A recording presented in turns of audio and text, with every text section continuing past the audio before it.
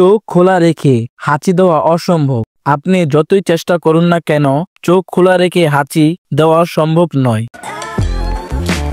জিরাফের বাচ্চা জন্মের সময় একটি জিরাফের বাচ্চা জন্মের সময় প্রায় 5 ফুট উচ্চতা থেকে মাটিতে পড়ে, কিন্তু বেশিরভাগ সময় এরা ব্যথা পায় না বা আহত হয় না। প্রজাপতি খাবারের স্বাদ অনুভব করে। প্রজাপতি কোনো খাবারের উপর বসলে সেই খাবারটির স্বাদ অনুভব করতে পারে, কারণ তাদের পায়ের স্বাদকোরক থাকে। মানুষের দাঁত হাঙরের দাঁতের মতো শক্ত। আমাদের দাঁত হাঙরের দাঁতের মতো শক্ত, যা আমাদের খাবার চিবোতে সহযোগিতা করে।